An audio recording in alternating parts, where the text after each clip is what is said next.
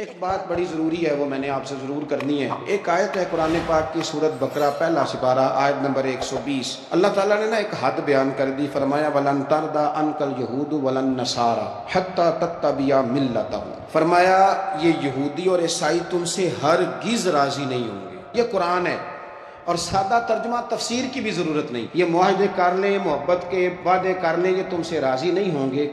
کب راضی ہوں گے؟ حتی تتبع ملتہم، یہاں تک کہ تم ان کے دین کی پیروی کرنے لگ جاؤ۔ میرا جب پہلی دفعہ پاسپورٹ بنا تو میں نے سارا پڑھا، کتابیں پڑھنے کا شوق تھا شروع سے۔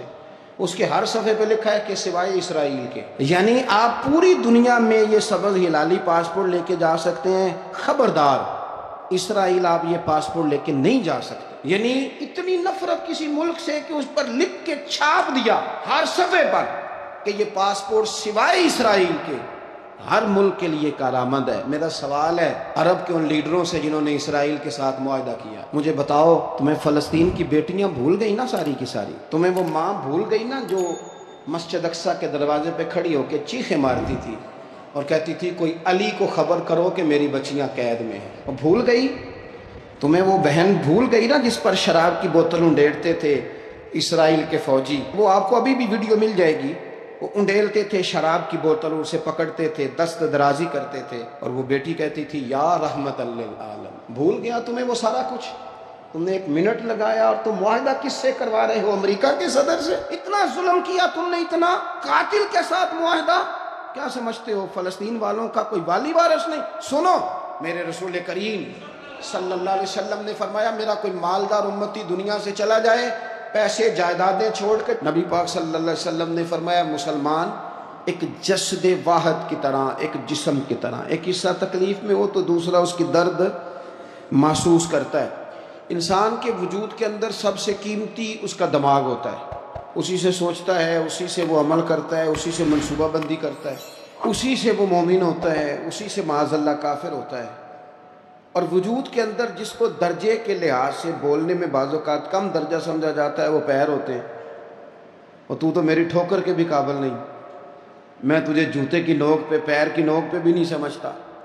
ہم یہ کہتے ہیں محاورتاً کہ تو پیروں کے قابل بھی نہیں، یعنی سب سے اعلیٰ درجہ دماغ کو دیا، دل کو دیا، اور سب سے ہلکا درجہ پاؤں کو دیا۔ لیکن مجھے بتلائیے گا اگر کبھی پاؤں کی سب سے چھوٹی انگلی، چھنگلیا، چیچی، اس پہ اگر کبھی زخم لگ جائے تو جسم کا سب سے اعلیٰ حصہ دماغ ہے، دماغ نے کبھی یہ کہا کہ چھوڑو یہ تو سب سے نچلا درجہ ہے، نہیں جانا ڈاکٹر کے پاس، اتنا ٹائم کہاں ہے، رہنے دو، چھوٹی سی تو انگلی ہے، خیر ہے؟ ایسا کبھی ہوا ہے؟ دماغ فوراً کہتا ہے کہ باقی کام بعد میں کریں گے، پہلے ڈاکٹر کا پتہ کرو، اس کو مرہم پٹی کراؤ، کیونکہ اسے پتہ ہے کہ اگر یہاں درد رہی تو باقی جسم میں بھی درد رہے گی۔ اور یہ بھی پتہ ہے دماغ کو کہ اگر میں نے یہاں علاج نہ کرایا انگلی کا تو کہیں پیر بھی سارا زخمی نہ ہو جائے، اور اگر پیر کا علاج نہ کرایا تو ٹانگیں اور باقی وجود تک بھی زخم نہ آ جائے۔ لہذا دماغ جلدی فیصلہ کرتا ہے، ٹیسٹ کرانے کا، چیک اپ کرانے کا، دوائی لینے کا، مرہم پٹی کا۔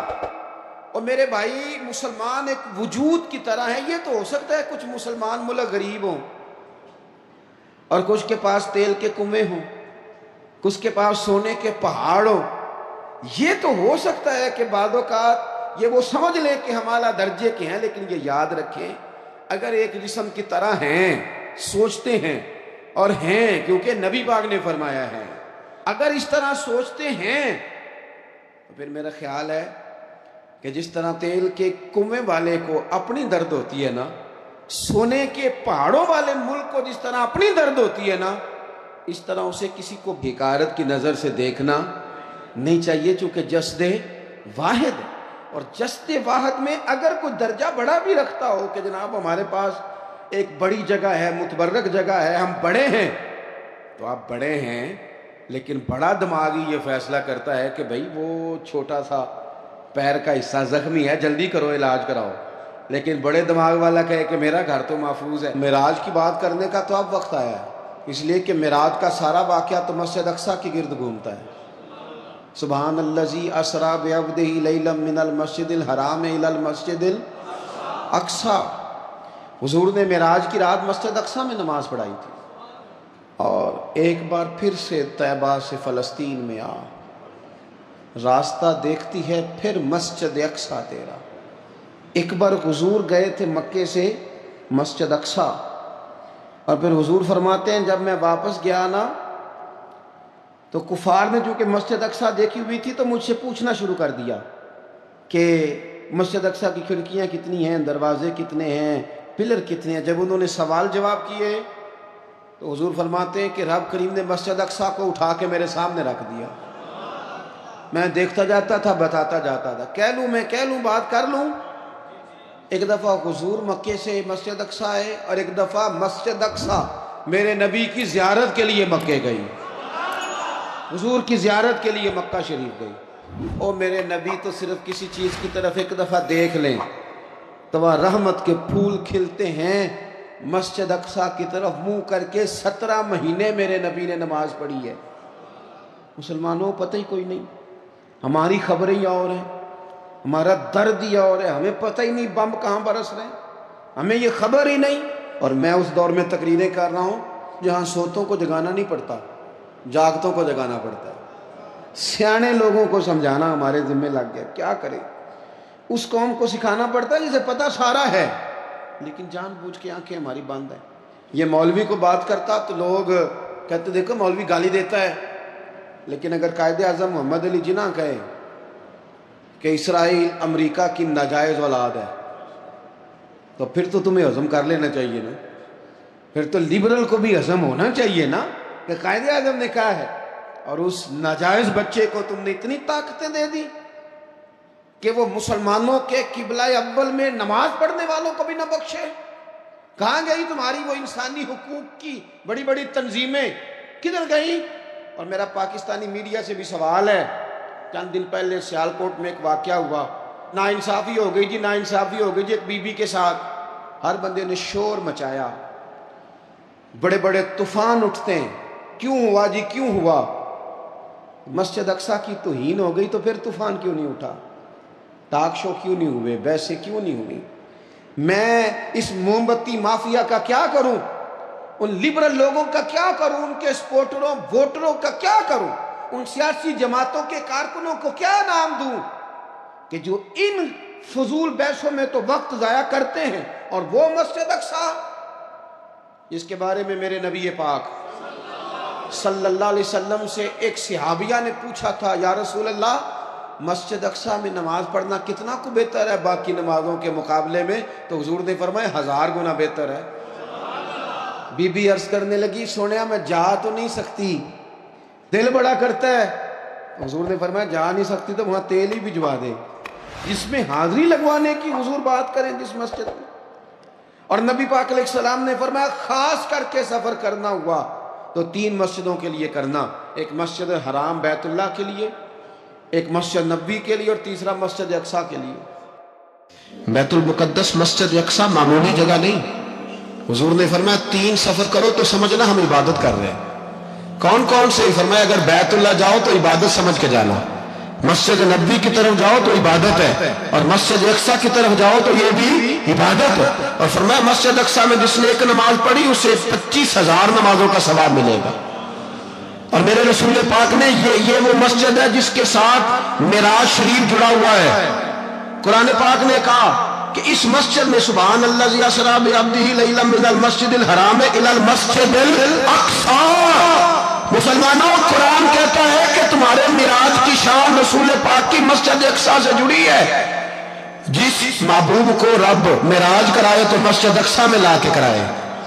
وہ جگہ معمولی جگہ ہے، وہ معمولی جگہ ہے مسجد اقصیٰ۔ نبی پاک نے وہاں نبیوں کی امامت کرائی، 17 مہینے اس مسجد کی طرف منہ کر کے تیرے اور میرے رسول نے نمازیں پڑھی۔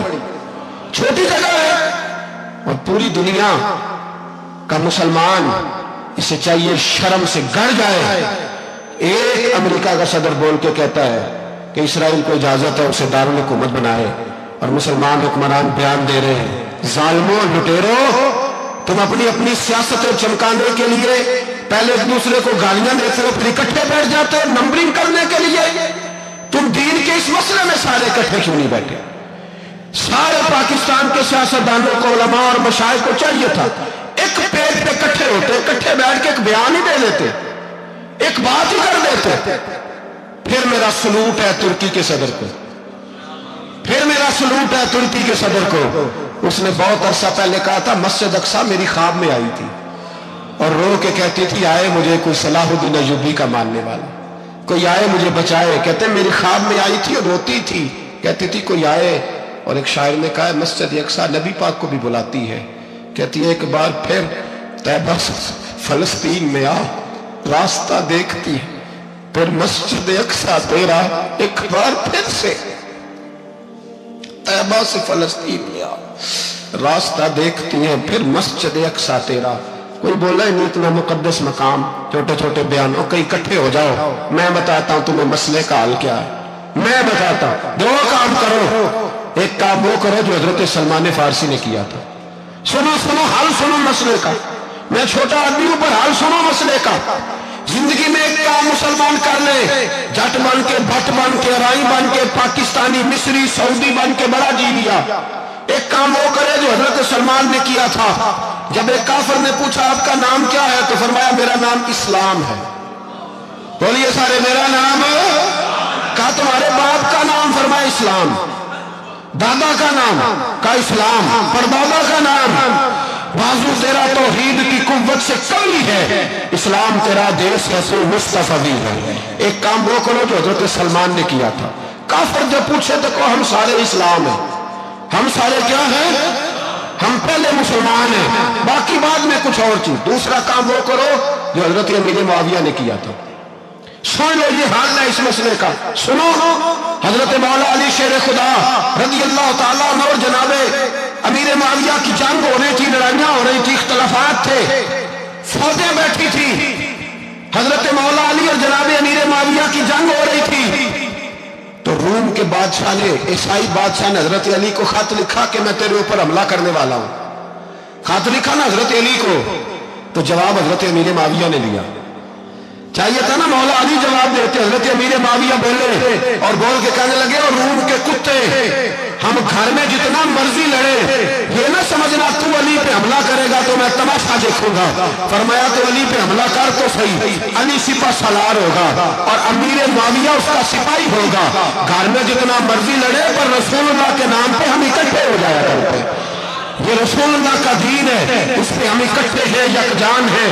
فرمایا علی سپہ سالار ہوگا اور امیر معاویہ سپاہی ہوگا, اکٹھے نکلیں گے اور کفر کو بتائیں گے کہ اگر تم مسلمانوں کی طرف دیکھو گے پھر ہم یکجان ہیں, پھر ہم بولیے پھر ہم گنبد خضرا کے سائے تلے ایک ہیں, ایک ہیں, ایک تھے اور ایک رہیں گے. اس لیے یہ دو کام اگر مسلمان کرے, دو کام, ٹھیک ہے اختلاف ہو گئے, بڑا کچھ ہو گیا, لیکن ان سے کہیں کہ جب تم آؤ گے تو پھر ہمیں علیحدہ علیحدہ نہیں پاؤ گے, پھر ہمیں تم اکٹھے پاؤ گے, اکٹھے میدان میں نکلیں گے. اور کوئی اتنی لمبی چوڑی بات نہیں, میں کیا کروں, میرا تو آئیڈیل بنتا جا رہا ہے طیب اردگان. عجیب بات ہے نا کہ اس کے پاس ایٹمی طاقت آپ سے کمزور ہے, آپ کی تگڑی ہے. اس کے پاس جو فوجی طاقتیں ہیں وہ اپنی جگہ پر, آپ کی فوجی طاقتوں کا لوہا مانتی ہے دنیا. لیکن پھر مجھے کہنے دو نا, میدان میں بندہ ایٹمی طاقت سے نہیں لڑتا, ایمان کی قوت سے لڑتا ہے. اور بول اٹھا ہے نا, کیا کر لیا اس نے اپنی پارلیمنٹ سے خطاب کیا ہے, مطالبہ ہے, علماء سے گزارش ہے, مشائخ سے گزارش ہے, ہر مکتبہ فکر کے آدمی سے گزارش ہے, علماء اور سیاستدانوں سے اپیل ہے کہ پارلیمنٹ کا مشترکہ اجلاس بلائیں, مشترکہ, اس میں ہر سیاسی جماعت کا لیڈر بیٹھے اور اکٹھے بیٹھ کے ان کو یہ میسج دیں کہ بازو تیرا توحید کی قوت سے قوی ہے, اسلام تیرا دیس ہے تو مصطفی. اور ان کو بتائیں کہ ہزاروں قومیں وجود میں آئیں, دہر میں خشک و تر کے رشتے سے ہم نے بنیاد دوستی رکھی, یاد خیر البشر کے رشتے سے. مسلمان ہی نہیں ہوتا. صلاح الدین ایوبی اپنے خیمے میں بیٹھے تو ایک بی بی آ گئی, اس قبیلے کا کوئی شخص مسلمان نہیں ہوتا. بی بی آئی, آگے کہنے لگی میرے 4 بیٹے جنگ میں کھو گئے, چھوٹے چھوٹے بچے جنگ میں کھو گئے, مل نہیں رہے, فوجیوں کو حکم دے مجھے میرے بچے تلاش کر کے دیں. صلاح الدین ایوبی نے جھٹ پر سر پہ امامہ باندھا, نیزہ پکڑا, سینے بند باندھا, اپنے جبے کو سمیٹا اور باہر. کہنے لگی تو کدھر جا رہا ہے؟ کہنے لگا میں خود تیرے بچے تلاش کر کے دوں گا. صلاح الدین چند سپاہی ساتھ گلی گلی نکلے، گلی گلی فجر کے نکلے، اثر ہو گئی، تھک گئے، 2 نمازیں صحرا میں پڑھی، جنگل کے اندر پہنچے تو ایک کونے میں 4 بچے ایک جگہ ڈرے اور سہمے ہوئے بیٹھے ملے، صلاح الدین ایوبی اٹھا کے لائے، ماں کو کہنے لگے تیرے بچے ہیں، نکلا اس لیے تھا کہ میرے نبی نے فرمایا بچے جدا ہو تو ماں کو درد بڑا ہوتا ہے، اور میرے رسول نے فرمایا تھا جب جنگ کرنے جاؤ تو کھیت برباد نہ کرنا، فصلیں تباہ نہ کرنا، بچوں کو ماں سے جدا نہ کرنا۔ فرمایا میں سوچ رہا تھا تیرے بچے کہیں میری وجہ سے جدا ہوگا تو مصطفیٰ کو جواب کیا دینا؟ فرمایا تیرے بچے ڈھونڈ کے لایا ہوں۔ بچے ماں کے پاس آنے لگے تو ماں نے بڑے بیٹے کے منہ پہ تھپڑ مارا، کہتا اماں کیا ہوا؟ کہنے لگے تو نے سنا نہیں کہ دشمن کے بچوں کی اتنی حفاظت کرتا، میرے پاس نہ جا، اس کے قدموں میں بیٹھ جا، جس نبی کے غلام اتنے سچے ہیں وہ نبی کتنا سچا ہوگا۔ بنو قریظہ اور بنو نذیر 2 محلے تھے یہودیوں کے، یہودیوں نے بڑی عہد شکنی کی تو نبی پاک صلی اللہ علیہ وسلم نے ان کو بے دخل کر دیا، مدینے سے نکال دیا، مدینہ منورہ سے۔ یہودی نکل گئے مدینہ طیبہ سے، تو جب وہ نکل کے جا رہے تھے تو ان کے مکان، ان کے باغ، ان کی جائیدادیں بچ گئی۔ نبی پاک علیہ السلام نے انصار مدینہ کو پہلے بلایا، جاگ رہے ہیں نا آپ لوگ، پیسے آتے کسی کو برے لگتے ہیں، اب تو یہ بھی حلال حرام کی تمیز بھی اٹھتی جا رہی ہے، جائیداد، باغ، مال، علاقہ خالی ہوا ہے، وہ چلے گئے اور لوگ تو ڈھونڈتے پھرتے ہیں۔ اللہ خیر فرمائے، شاملہ جگہ ملتی نہیں ان شہروں میں، وہ کس کس نے نام کرا لیا، کدھر گئی ہے کوئی خبر ہی نہیں، خالی جگہ پڑی ہے۔ میرے نبی پاک علیہ السلام نے پہلے انصار مدینہ کو بلایا، حضور نے فرمایا انصاریوں بہت بڑی جائیدادیں یہودیوں کی، بنو نذیر اور بنو قریظہ محلے خالی ہو گئے، میرا دل کرتا ہے وہ تمہیں دے دوں، اس لیے کہ تم نے اپنے مہاجر بھائیوں کے ساتھ بڑا تعاون کیا، جائیدادیں تم نے دے دی ہیں، مکانات دے دیے ہیں، بڑا کچھ تم نے دیا ہے، میرا دل کرتا ہے وہ تمہارے نام کر دوں۔ تو انصار مدینہ کیا کہنے لگے یا رسول اللہ دے تو ہم نے دیا ہے پر وہ بیچارے جھجکتے ہی رہتے ہیں، وہ جھجکتے ہی رہتے ہیں، کھول کے ہماری چیزیں استعمال نہیں کرتے، تو حضور ہم تو پہلے ہی انصار ہیں، ہمارے پاس بڑا کچھ ہے، آپ مہربانی فرمائیں وہ سارا کچھ مہاجروں کو دے دے مہاجرین کو، ہمیں نہیں چاہیے۔ اب چلے گئے بات کر کے، میرے حبیب پاک نے مہاجروں کو بلا لیا، فرمایا بنو نذیر اور بنو قریظہ قبیلے کی جائیدادیں آئی ہیں، تمہارے پاس بظاہر جو چیزیں ہیں بھی وہ بھی انصار مدینہ کی ہیں، تو میرا یہ خیال ہے کہ وہ سارا کچھ تمہیں دے دیا جائے۔ ابو بکر صدیق رضی اللہ تعالیٰ عنہ کہنے لگے یا رسول اللہ صلی اللہ علیہ وسلم ہمارے انصار بھائیوں نے ہمارے لیے دل تک کھول دیے ہیں، حضور انہوں نے ہر چیز بانٹ کے ہمارے سامنے رکھ دی ہے، ہم اتنے خرد غرض ہیں کہ سارا کچھ لپیٹ جائیں۔ کہ حضور ہمارے پاس جو مکان ہے وہ ہے، ہم کاروبار کر رہے ہیں، تجارتیں کر رہے ہیں، مزدوریاں کر رہے ہیں، ہم انشاءاللہ اور بنا دیں گے، آپ یہ ہماری طرف سے ہمارے انصار بھائیوں کو گفٹ کر دیں، آپ انہیں دے دیں۔ میرے حبیب کی آنکھوں میں آنسو آ گئے، میرے نبی پاک علیہ السلام رو پڑے، یا رسول اللہ کیوں روتے ہیں؟ فرمایا تمہارا یہ بھائی چارہ قائم رہا تو اللہ اسلام کو بڑی قوتیں عطا فرمائے گا، اللہ طاقتیں دے گا اسلام کو، اگر تمہارا یہ رنگ قائم رہا، یہ انداز، میرے غلاموں تمہارے یہ طور طریقے، ایک بھائی کہتا ہے دوسرے کو، دوسرا کہتا ہے تیسرے کو۔ مسلمانوں کی نا ایک تعداد لڑتے لڑتے لڑتے لڑتے دور چلے گئی، تاتاریوں نے قید کر لیا، 4 مسلمان تھے، تبلیغ کرنے گئے، جنگ کرنے گئے، جہاد کرتے کرتے کافروں سے لڑتے لڑتے تاتاری قوم میں چلے گئے، وہاں قید کر لیے گئے تو سزائے موت کا حکم ہوا، 4 بزرگ تھے، سزائے موت کا حکم ہوا تو تاتاری بادشاہ جو تھا وہ بڑا خلاف تھا، بڑا سخت مخالف تھا مسلمانوں کے، اس نے کہا کہ ان کو جب پھانسی دینا نا مسلمانوں کو تو میرے سامنے دینا۔ اب 4 عالم ہیں، 4 صوفی ہیں، سفید داڑیاں، سر پہ امامے، پھانسی کا وقت آیا تو جو پھانسی گھاٹ ہے وہ ایک ہے، چاروں کو اکٹھے پھانسی نہیں ہو سکتی، ایک کو کہا کہ ایک ایک کر کے ان کو پھانسی دو۔ جب پھانسی کا وقت آیا نا تو جو سب سے پیچھے صوفی تھے وہ دوڑ کے آگے آئے، کہنے لگے بادشاہ پہلی باری میری لگا، پہلی۔ اب بادشاہ نے کہا ٹھیک ہے اسے لٹکا دو، وہ قریب آئے تو دوسرے دوڑ آئے، کہنے لگے نہیں نہیں پہلی باری میری، میں نے زیادہ کافر قتل کیے، میرا بڑا جرم ہے، مجھے پہلے سزا دو۔ ان کو پھانسی دینے لگے تو تیسرے آ گئے، کہنے لگے نہیں یہ تو میرا قتل کرتا تھا، رستے میں بتایا کرتا تھا، ڈھونڈ کے میں بتلاتا تھا کہ یہاں زیادہ تعداد ہے، مجھے پہلے پھانسی دو۔ तीसरे के साथ बात हो रही थी तो चौथा दौड़ा आया, कहने लगा ये रास्ते बताता था, ये तबलीग करता था, ये सारा कुछ करता था, लेकिन कहा ये कहते थे चलो वापस चलते हैं, मैं जाने नहीं देता था। मैं कहता था और काफर मारने और इलाके फतह करने, मेरा जुर्म बड़ा है, मुझे पहले फांसी दो। बादशाह कहने लगा मुझे 35 साल हो गए हुकूमत करते, बड़ी दुनिया को फांसी दी है, लोग तो एक दूसरे को धक्के देते हैं कि पहले तू जा, पहले तू जा, और तुम कैसी कौम हो कि एक दूसरे पे कुर्बान हो रहे हो। कहने लगा तुम एक बाप की औलाद हो, जान रहे आप लोग, तातारी बादशाह, काफिर बादशाह इस्लाम की मुखालफत कर दे, एक बाप की औलाद हो का नहीं, एक कबीले के रहने वाले हो का नहीं, एक मुल्क के रहने वाले हो नहीं। उसने कहा रिश्ता क्या है, तुम्हारा रिश्ता क्या है? तो बोल के कहने लगे खुदा एक है, नबी एक है, खुदा एक है और नबी मुनफरद एक है, इस कौम की नुकसान भी एक ही सबका नबी, अल्लाह भी, कुरान भी एक।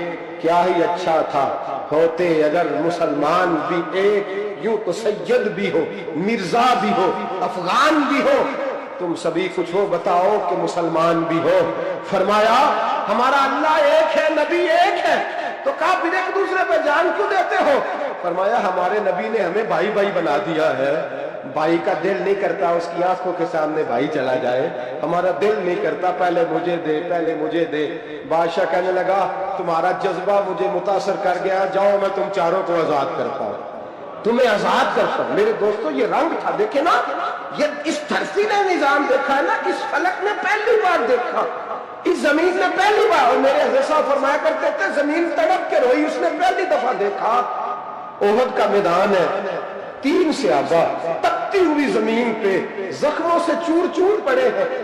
हजरत अनस बिन नजर रज़ी अल्लाह ताला अन्हु पानी का प्याला लेके पहुंचे, एक जख्मी से कहा तुझे पानी पिलाना है, तो कहने लगा मेरे जख्म थोड़े हैं, वो जो साथ पड़ा उसके जख्म गहरे हैं, पहले उसे पानी पिला दे, जा उसे दे दे। उसके पास पहुंचे तो वो कहने लगा वो मुझसे पहले गिरा था, उसका जख्म ज्यादा गहरा है, उसे पानी पिला। तीसरे के पास गए तो कहने लगा चौथा तड़प ज्यादा रहा है, उसकी उम्र ज्यादा है, मैं तो जवान हूं, बर्दाश्त कर लूं, बुढ़ापे की वजह से निढाल हो गया, पहले उसे पानी पिला। चौथा कहने लगा पांचवें के पास जा, पांचवा कहने लगा छठे के पास जा। हजरत अनस बिन नजर कहते मैं रो पड़ा, मैंने कहा मोहम्मद के गुलामों, रसूल ने तुम्हें कैसा जज्बा दे दिया है, जुबाने प्यास से बाहर है लेकिन तुम्हारी अखुबत मरते दम तक कायम है। कहते मैं 7वें के पास गया तो कहने लगा अगर 6 कुर्बानी दे सकते हैं तो मुझे खुद गर्ज न समझ, मैंने नहीं पानी पीना, जा पहले के पास ले जा। कहते मैं पहले के पास आया तो रूह परवाज कर गई, दूसरे के पास आया तो रूह परवाज कर गई, मैं 7वें तक आया तो इंतकाल कर गए। कहते पानी का प्याला मैंने उठाया और मैंने जमीन पर रखा तो मैंने कहा पानी गंवा रहना, मोहम्मद के गुलाम मर तो जाते हैं पर एक दूसरे का ख्याल बड़ा रखा करते हैं, गंवा रहना ये मर जाया करते लेकिन एक दूसरे का दर्द। मेरे दोस्तों लुटा हुआ बर्मा, रोते हुए मुसलमान, सिसकियां और आहें लेती हुई माएं पूछती हैं ए खासा ने रसूल वक्त दुआ है, उम्मत पे तेरी आके अजब वक्त पड़ा है, वो दीन जो बड़ी शान से निकला था वतन से, परदेश में वो दीन आज गरीबुल गुरबा है, फरियाद है ए कश्ती उम्मत के निगहबा, बेड़ा ये तबाही के करीब आने लगा है। और क्या खूबसूरत जुमले कहे थे कि नबी पाक सल्लल्लाहु अलैहि वसल्लम ने, हुजूर ने फरमाया था मेरा मोमिन एक जान की तरह होता है, एक जान की तरह होता है, एक को तकलीफ हो जिस्म के एक हिस्से को सारा हिस्सा परेशान होता है, फरमाया ये एक मकान की तरह है, एक ईंट दूसरी ईंट को मजबूत करती है, फरमाया ये मजबूत लोग है, ये मजबूत लोग। हजरत उमर फारूक का जमाना है, एक आदमी ने सीरी भेज दी एक घर में बतौर तोहफा, कहत का जमाना था, गोश्त मिलता नहीं था, जानवर, एक आदमी ने सीरी भेज दी एक आदमी के घर में। उसने क्या किया, उसने अपनी बीवी से कहा हमारी तो खैर है, साथ वाला पड़ोसी ज्यादा गरीब है, उधर न भेज दे, यहाँ गंदम अमीरे शहर की होती रही खराब और बच्ची किसी फकीर की फाकों से मर गई। कहा साथ वाले पड़ोसी के घर से मैं कई दिनों से भूख की आवाज है, वहां भेज दे। उसके घर गई तो उसकी बीवी शौहर को मशवरा देती है, कहती है मेरे बच्चे तो दलेर है, साथ वाले के छोटे हैं, वो गुजारा नहीं, उधर ना भेज दे। उधर गई, उधर गई, एक रवायत है 7 घर, एक रवायत है 21 घर। 21 घरों में घूमती हुई वो सीरी फिर पहले के घर में आ गई और पहला शहाबी कहने लगा, सिर्फ तूने ही मोहम्मद का कलमा नहीं पढ़ा, बाकी भी इसने भी पढ़ा हुआ है। सिर्फ तूने ही रसूलुल्लाह से ये दर्स नहीं लिया, बाकियों ने भी लिया है। और सिर्फ तेरे अंदर ही जज्बा इज़हार नहीं, तू ही सिर्फ मुसलमानों से प्यार नहीं करती, सारे ही प्यार करते हैं। वो सीरी फिर आ गई है, अब क्या करना है, अब क्या करना है? इमाम नबी ने लिखा है, वो कहने लगी करना क्या है, पकाऊंगी मैं और खाएंगे 21 घर, फिर भी अकेले नहीं खाएंगे, पकाऊंगी मैं और खाएंगे 21 घरों के मुताबिक शोरबा पका। और फिर बर्तन में डाल के वो बीबी एक एक घर का दरवाजा खटखटाती है, कहती है मुस्तफा के गुलामों निकलो बाहर और खाओ, इसलिए कि जिस नबी ने मुझे प्यार का हुक्म दिया उसी ने तुम्हें भी प्यार करना सिखाया है। ये रंग चश्मे फलक ने सिखाया।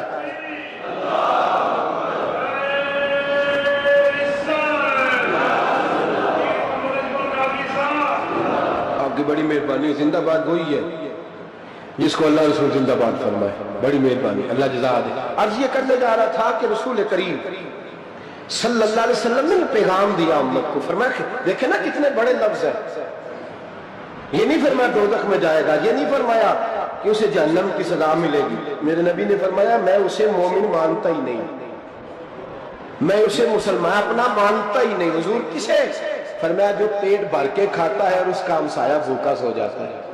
मैं मोमिन ही नहीं मानता। सजा तो तब मिलेगी ना कि जब मैं किसी सजा का ऐलान करूं, मैं मानता ही नहीं, वो मेरा है ही नहीं, खुद पेट भर के खा रहा है, हमसाया उसका भूखा, मैं नहीं मानता। इन्नमल मुमिनूना इख्वा, मोमिन भाई भाई, मैं मानता ही नहीं उसे।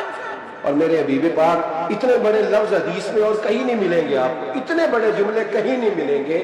मेरे नबी पाक ने फरमाया अल्लाह कहेगा कयामत के दिन, कौन? इतने बड़े लफ्ज हदीसों में मिलते नहीं जितने ये हैं। हुजूर ने फरमाया रब फरमाएगा बंदे से कि मैं तेरे पड़ोस में भूखा था, तूने मुझे रोटी क्यों नहीं खिलाई? कौन कह रहा है? अल्लाह कह, मैं भूखा था तूने रोटी नहीं दी, मैं नंगा था तूने कपड़ा नहीं दिया, मैं प्यासा था तूने पानी नहीं पिलाया, मैं बीमार था तू तीमारदारी। या अल्लाह, ना तू खाता है, ना पीता है, ना कपड़ा पहनता है, न तू बीमार होता है, ना ताखुज़ू न तुम वला लो, तुझे बीमारी आती नहीं, ऊँग नींद नहीं आती, मेरे मालिक तू मेरे पड़ोस में था। तो हुजूर फरमाते हैं रब फरमाएगा वो जो बंदा तेरे पड़ोस में भूखा था तो बंदा तो मेरा ही था ना, वो जो बंदा तेरे पड़ोस में नंगा था तो बंदा तो मेरा ही था ना, वो जो तेरे पड़ोस में प्यासा तड़पता रहा तो वो मेरा ही बंदा था। तू दवाई लेने जाए तो बड़े अस्पताल में और उस बेचारे को 20 रुपए पर्ची के लिए मुयस्सर ना आए तो मेरा ही बंदा था। मेरे दोस्त ख्याल कर और याद रख, ये जो हमसाए मालिक में जुल्म होते हैं, ज्यादतियां होती हैं। हमारे घर का पंखा अच्छा चलता है, हम जुलूस उस वक्त निकालते हैं जब हमारी लाइट बंद होती है, हम जुलूस उस वक्त निकालते हैं जब हमारा एसेट जो हमें तंग करता है, हम उस वक्त दर्द महसूस करते हैं जब हमारे घर तक आग आ जाती है। ये जो बाहर आग जल रही है ये तेरे घर भी आ सकती है, ये जो बाहर फसाद हो रहा है ये तेरे दरवाजे तक आ सकता है। मेरे रसूल पाक ने एक जान, मुसलमान को एक जान करार दिया। मुझे बताइए, उंगली को काट लग जाए, मुसलमान एक जान है ना, उंगली को लग जाए काट, दिमाग कहता है मैंने नहीं सोचना इसके बारे में, मैंने इसके दर्द को महसूस ही नहीं करना, उंगली की दर्द है, उंगली जाने उसका काम जाने। ऐसे ही होता है ना। बोले पैरों से कहते हैं, उंगली कहती है चाहे डॉक्टर के पास, पैर कहते हैं नहीं मैंने नहीं जाना, उंगली का काम है उंगली जाए। ऐसे ही है ना।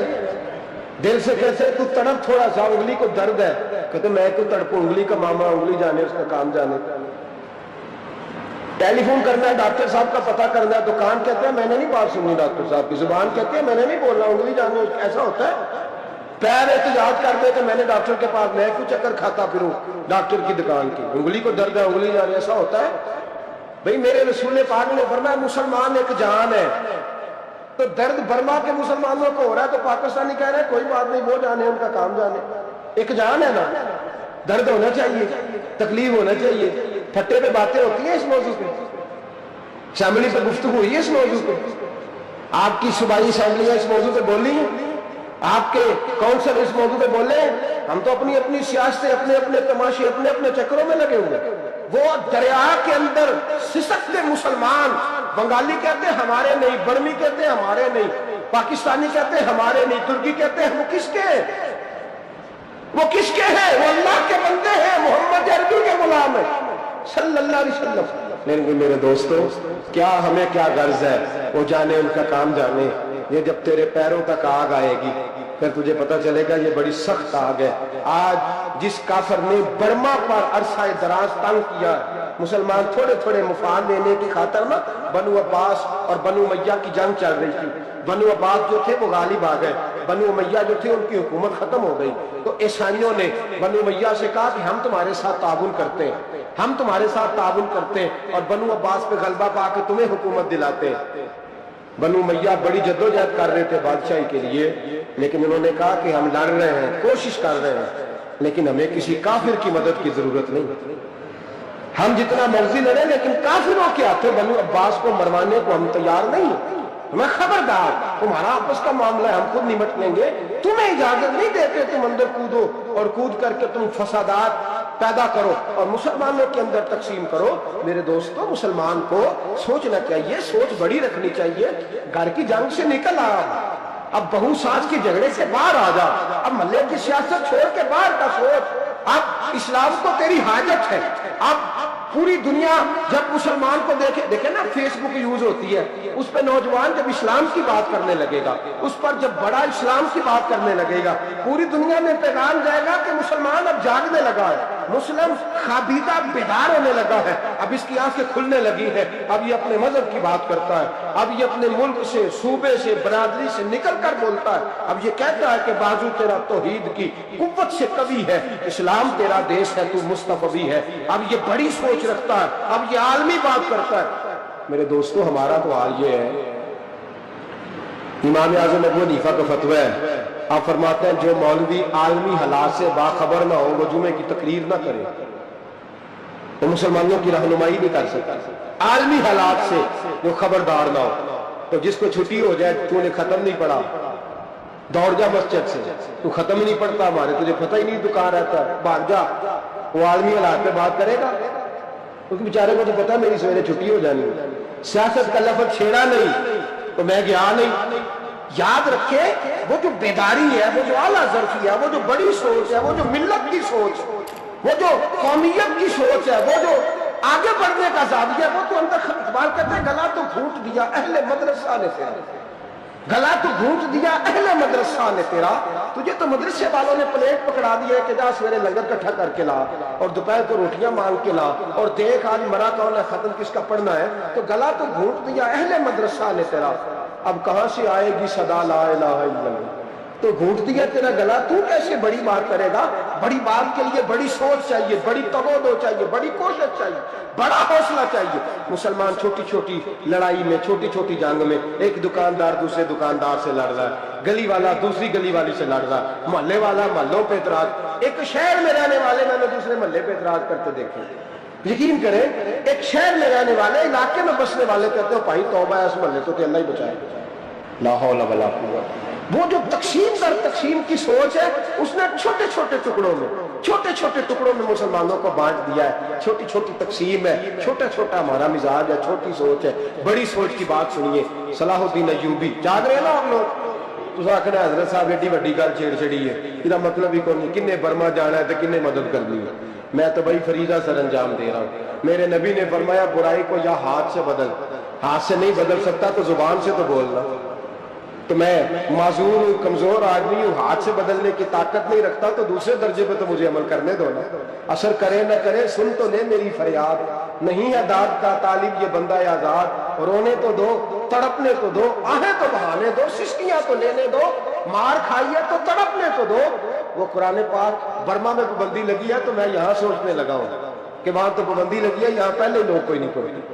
معاذ اللہ تعالیٰ حالات دن پہ دن مسلمانوں کے لیے ایک ایک کر کے. افغانستان میں جو آگ لگی تھی پھر وہ عراق میں بھی لگی، پھر وہ لیبیا میں بھی لگی، پھر وہ مصر میں بھی لگی، پھر وہ یمن میں بھی لگی، سعودی عرب میں دھماکے ہوئے. میرا دل تڑپا ہے، مجھے پریشانی ہوئی. میں بچے پاس تھے، میں بڑا ڈسٹرب ہوا. میں نے کہا یار یہ ہمارا سب کا اجماعی عقیدت کا مرکز ہے. ہم کم از کم 1000 اختلاف کے باوجود کہا کرتے تھے کہ عرب میں امن ہے یار، وہاں سکون ہے، وہاں دکانیں کھلی چھوڑ کے لوگ چلے جاتے ہیں. وہاں بھی فساد ہونے لگا، وہاں بھی آگ بڑھ گئی ہے. لیکن ہم صرف چھوٹی چھوٹی کر کے جب آگ بجھانے کی کوشش کریں گے اس وقت آگ نہیں بجھے گی. جب ہر آدمی اپنے پیالے میں پانی لے کے آئے گا, ہر شخص اپنے گھر کی نل چلائے گا, ہر شخص نلکا چلائے گا اور پانی نکال کے یہ آگ بجھائے گا, تب یہ آگ بجھے گی. ہر آدمی کو کردار, سوچ بڑی کرے, نظریہ بڑا کرے, ملت کی بات کرے, مسلمان ہو کے سوچے, مسلمان ہو کے سوچے خدا را نکلے یہ گھر کے جھگڑوں سے, تھوڑی دیر کے لیے اپنے آپ کو بڑا کرے, بڑی سوچ آپ بنائیں. جب دوستیاں لگائیں, یارانے لگائیں, کہ چھوٹے موٹے حساب سے بچیں. بابا بلے شاہ صاحب فرماتے کوڑے ورک کتاب نہیں ہوندے, کوڑے ورک کتاب نہیں ہوندے, پتھر دل گلاب نہیں ہوندے. او بلیا یاری سوچ کے لائیں, یارا نال حساب نہیں ہوندے. پھر ذرا نکلے اس حساب کتاب سے باہر, بلیا یاری سوچ کے لائیں, یارا نال صاحب نہیں ہوندے. پھر ذرا بڑا ذہن کرے, چھوڑے اپنے صاحب. یوسرون اعلان کچھ ولنبلونکم بشیء من الخوف والجوع ونقص من الاموال والانفس والثمرات. پھر اس حساب کتاب سے نکلے. پھر امام علی مقام کی طرح یہ سوچ بنائے کہ حسین کے بچے چلے جائیں تو کوئی حرج نہیں, امت پر آنچ نہیں آنی چاہیے. ایک امام علی مقام, کل تک امام میدان میں کھڑے تھے تو اکیلے تھے, لیکن آج پوری دنیا کہتی ہے حسین ہمارا ہے, حسین ہمارا.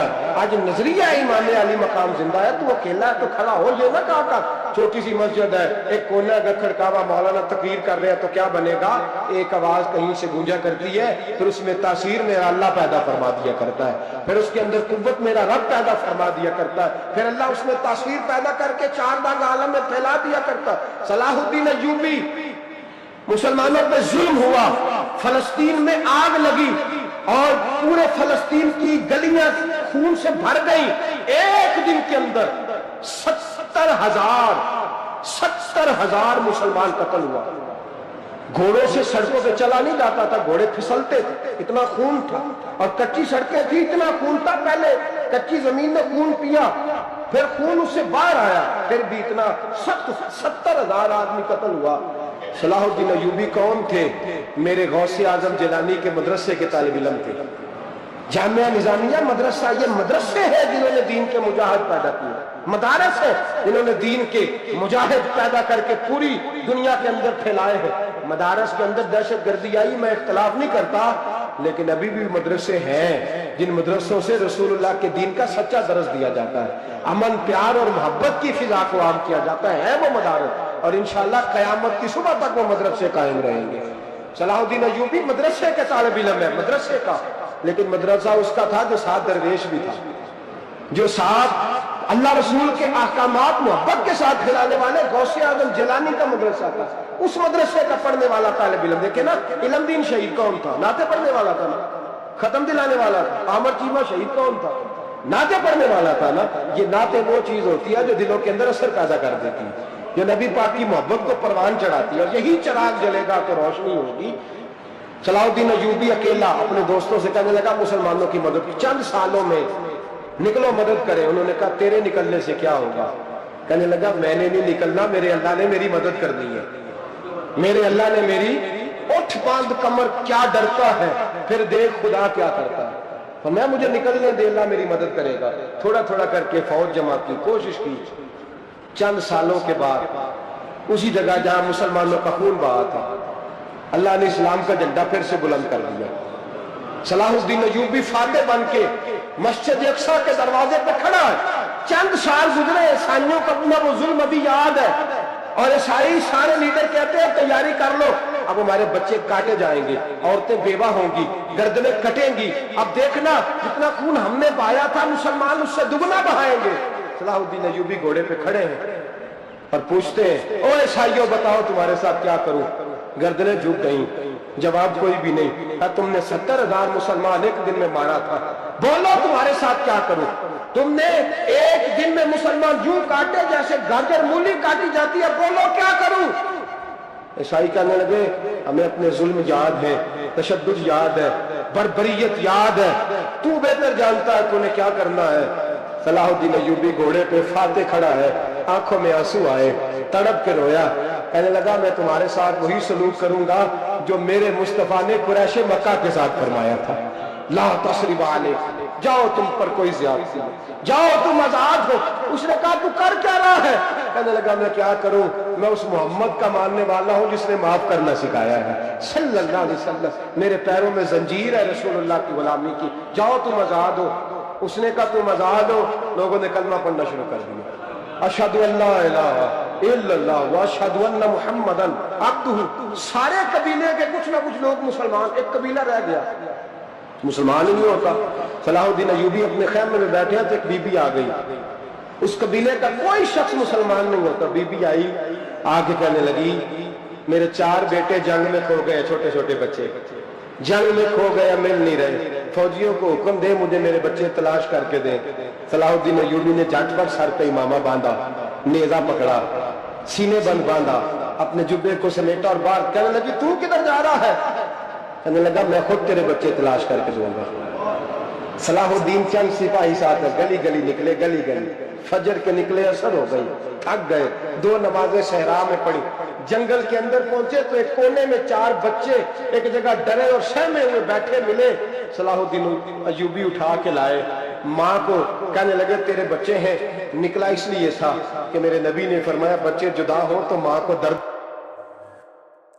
اس کرم کے سوا اور کیا چاہیے، ہوں نبی کا گدا اور کیا چاہیے، دین دنیا ملی آپ کے فیض سے، اس سے بڑھ کر بھلا اور کیا چاہیے، دین دنیا ملی آپ کے فیض سے، اس سے بڑھ کر بھلا اور کیا چاہیے، اس کرم کے سوا اور کیا چاہیے، ہوں نبی کا وعدہ اور کیا چاہیے، تم خدا کے ہو اور ہے خدا آپ کا، تم خدا کے ہو اور ہے خدا آپ کا، میں ہوں تم پر فدا اور کیا چاہیے، میں ہوں تم پر فدا اور کیا چاہیے، میرے لب پر محمد محمد رہا، دل میں یاد خدا اور کیا چاہیے، دل میں یاد خدا اور کیا چاہیے، اس کرم کے سوا اور کیا چاہیے، ہوں نبی کا وعدہ اور کیا چاہیے، اس کرم کے سوا اور کیا چاہیے، حق کا احسان ہے اپنے بندوں پہ، حق کا احسان ہے اپنے بندوں پہ، دے دیا مصطفیٰ اور کیا چاہیے، دے دیا مصطفیٰ اور کیا چاہیے، نعت لکھتے ہیں جو نعت پڑھتے ہیں جو، نعت لکھتے ہیں جو نعت پڑھتے ہیں جو، بخش دے گا خدا اور کیا چاہیے، بخش دے گا خدا اور کیا چاہیے، اس کرم کے سوا اور کیا چاہیے، ہوں نبی کا وعدہ اور کیا چاہیے، کہہ دیا لاکھ ظلموں پہ لا تک نہ تو، کہہ دیا لاکھ ظلموں پہ لا تک نہ تو، دے دیا فیصلہ اور کیا چاہیے، دے دیا فیصلہ اور کیا چاہیے، تیرے ہاتھوں میں دامن محمد کا ہے، تیرے ہاتھوں میں دامن محمد کا ہے، اے صدیق تجھے اور کیا چاہیے، اے صدیق تجھے اور کیا چاہیے، اس کرم کے سوا اور کیا چاہیے، ہوں نبی کا وعدہ اور کیا چاہیے، دین و دنیا ملی آپ کے فیض سے، اس سے بڑھ کر بنا اور کیا چاہیے ہوتا ہے۔ اور میرے رسول نے فرمایا تھا جب جنگ کرنے جاؤ تو کھیت برباد نہ کرنا، فصلیں تباہ نہ کرنا، بچوں کو ماں سے جدا نہ کرنا۔ فرمایا میں سوچ رہا تھا تیرے بچے کہیں میری وجہ سے جدا ہوگا تو مصطفیٰ کو جواب کیا دینا؟ فرمایا تیرے بچے ڈھونڈ کے لایا ہوں۔ بچے ماں کے پاس آنے لگے تو ماں نے بڑے بیٹے کے منہ پہ تھپڑ مارا۔ کہتا اماں کیا ہوا؟ کہنے لگے تو نے سنا نہیں کہ دشمن کے بچوں کی اتنی حفاظت کرتا ہے، میرے پاس نہ جا، اس کے قدموں میں بیٹھ جا۔ جس نبی کے غلام اتنے سچے ہیں وہ نبی کتنا سچا ہوگا، جس نبی کے نوکر اتنے کھڑے ہیں وہ نبی کتنا کھڑا ہوگا۔ جا کے کلمہ پڑھ لے میرے دوست، یہ اسلام ہے جس نے غیروں کا درد بھی اپنے سینے میں رکھا۔ اقبال کہتا ہے سارے زمانے کا درد ہمارے ہی سینے میں ہے۔ برما کا مسلمان ہو یا عراق، لیبیا، افغانستان، کشمیر کا مسلمان ہو، میرے دوست وہ غیر نہیں ہے، وہ تیرا اپنا ہے۔ اس کا رنگ نہ دیکھ، اس کی بولی نہ دیکھ، اس کا قبیلہ اور علاقہ نہ دیکھ کہ وہ تیرے رسول کا کلمہ پڑھتا ہے، وہ دیکھ کہ وہ کعبے کی طرف منہ کر کے نماز پڑھتا ہے، دیکھ کہ تیرا اور اس کا نصاب زندگی قرآن ایک ہے۔ میرے دوست کچھ نہیں کر سکتا تو دعا تو کر دیا کر، کچھ نہیں کر سکتا تو التجا تو کر دیا کر۔ اللہ کے حضور یہ تو کہا کر کہ اللہ مسلمان جہاں بھی ہیں تو ان کی مدد فرما، اللہ مسلمان جہاں بھی ہے تو ان کی غیبی امداد فرما۔ یہ دعا تو میرے دوستوں ضرور کیا کرو، سوچ بڑی کریں۔ جب بھی آپ بولیں، جب بھی آپ لکھیں، جب بھی کسی سے بات کریں تو بحیثیت مسلمان کے بات کریں، بحیثیت ایک نبی پاک کے غلام کے بات کریں۔ اپنی زندگی اس انداز میں ترتیب دیں کہ پہلے آپ مسلمان ہیں، اس کے بعد آپ کچھ اور ہیں، پہلے اسلام کی بات کریں۔